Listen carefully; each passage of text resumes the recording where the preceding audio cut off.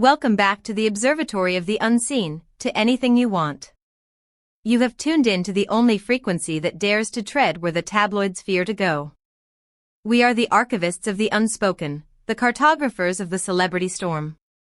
Today, the saga of Can Yaman and Sara Bluma, a narrative we thought we understood, has been violently rewritten. For weeks, we watched the tension simmer between two lovers and two families across two nations. But now, a ghost has emerged from the shadows of the past. A new player has entered the chessboard, and he has not come to talk, he has come to burn the board. His name is Stefano Papa. And with a handful of text messages, he has ignited a scandal that involves accusations of hatred, emotional manipulation, and, most shockingly, the mention of a secret child. Before we descend into this labyrinth of betrayal and biological mysteries, ensure your place in our inner circle is secure. Subscribe to the channel, ring the bell to stay ahead of the chaos, and if you value independent, high-caliber journalism that refuses to bow to pressure, click the join button. Your support is the shield that allows us to speak the truth. Now, let us open the dossier on Stefano. The equilibrium of the Yaman-Bluma saga has been shattered. Until yesterday, the conflict was binary, a struggle between the Yaman dynasty in Turkey and the Bluma legacy in Italy. But the introduction of Stefano Papa has turned this duel into a triangular war. Stefano, a figure previously relegated to the footnotes of Sara Bluma's history, a friend, perhaps a former lover, a shadow kept deliberately in the dark, has stepped into the light with a vengeance. His weapon of choice was not a press conference, but a private digital correspondence that leaked with the ferocity of a broken dam. The message he sent to Sara Bluma was not merely a greeting. It was an assassination of her current reality. Can's family never liked you, and they still don't, he declared. These words are calculated. They are designed to target the deepest insecurity of any partner entering a powerful family, the fear of rejection. But Stefano did not stop at mere observation. He offered a narrative that turns the Yaman family's affection into a weapon. Sara, it's time to face the truth, the alleged message reads. The Can family is very fond of you, that's why they never accepted you. They don't want to lose control over him, not over you. This is a masterclass in psychological warfare. He is suggesting that the friction Sara feels is not due to her inadequacy, but due to her threat level. He frames the Yaman family not as guardians, but as jailers terrified of losing their prince to a woman they cannot control. However, buried within this tirade was a sentence that has stopped the gossip world on its axis. A phrase so explosive that it instantly eclipsed the accusations of family feud. Stefano wrote, "The best thing is for you to come back with your messy hair and our child. They don't deserve you. Take our child and come back." Let us pause and dissect the magnitude of this claim. For the first time, the possibility of a biological tie, a son, has been introduced into the narrative. This statement has sparked a forensic debate behind the scenes of every major publication in Rome and Istanbul. Does a son actually exist? Is there a child hidden away from the prying eyes of the paparazzi, a secret kept in the vaults of the past? Or is Stefano speaking in metaphors? Is the child a shared pet, a creative project, or a delusion of a man unable to let go? Italian tabloids, usually quick to unearth such secrets, are currently scrambling. They claim to have found no birth certificates, no photos, no paper trail. Yet, the consensus in the darker corners of the internet is chilling. Stefano wouldn't say this without reason. A claim of paternity is a nuclear option. To use it falsely would be madness, to use it truthfully would be a revolution. It forces us to ask, what truly happened between Sara and Stefano before Can Yaman ever entered the frame? I must turn this investigation over to you, the detectives of anything you want. Read between the lines with me. Do you believe Stefano's reference to our child is a literal revelation of a secret heir, or is it the manipulative language of an obsessed ex-lover trying to rewrite history? This is the crucial question. Leave your theories in the comments below, and let's debate the truth. While Stefano fires shots from the periphery, the fortress of the Yaman family is reportedly in lockdown.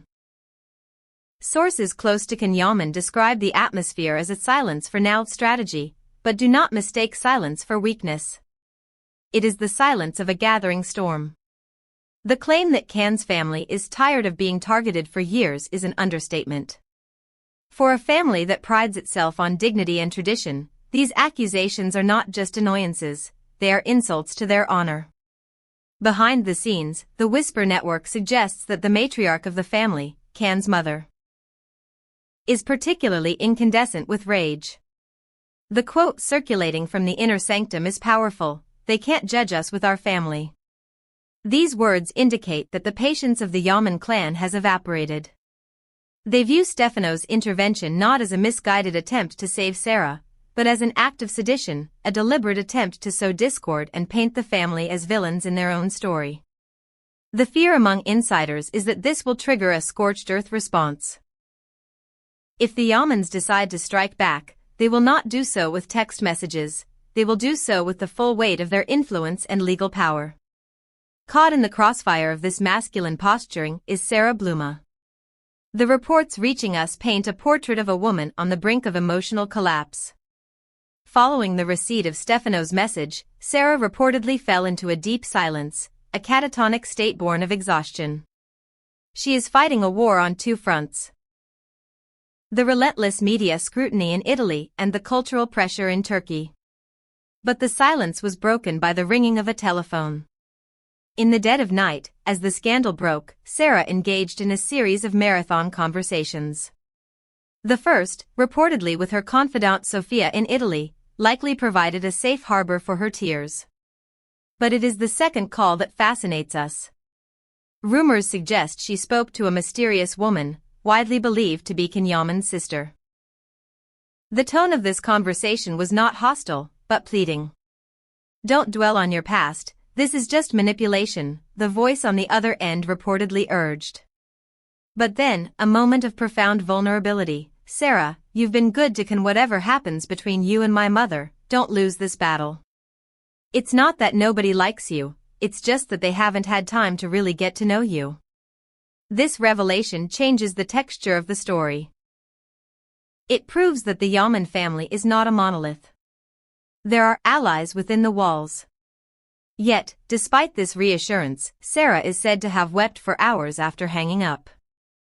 She is trapped between the ghost of a past life that claims to understand her and a present life that is struggling to accept her.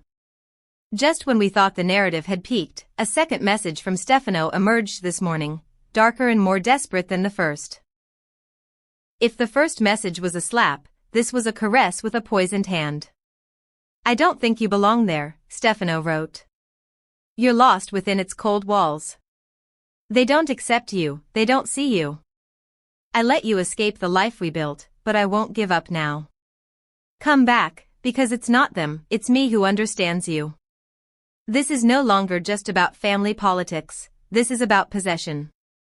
Stefano is painting a gothic picture of Sara's life, trapped in a cold castle, invisible and unloved, while positioning himself as the savior.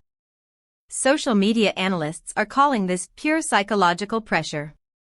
By exploiting her feelings of loneliness, he is attempting to rewrite her reality. He is suggesting that her escape to Can Yaman was a mistake, a detour, and that her true destiny lies in the past she left behind. It is romantic to some, but terrifying to others. It is the language of a man who does not believe no is a permanent answer. We are witnessing a high-stakes emotional chess match. If you are captivated by this deep dive into the psychology of the scandal, please hit the like button. It helps us continue to bring you these detailed scripts.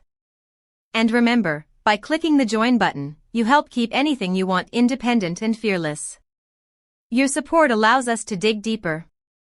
This scandal has transcended the individuals involved and morphed into a cultural proxy war between the media of two nations. The Italian press, with its penchant for the operatic, has framed Stefano's outburst as romantic and dramatic. They view him as the tragic hero fighting for his lost love, highlighting that Sara's heart is caught between two countries.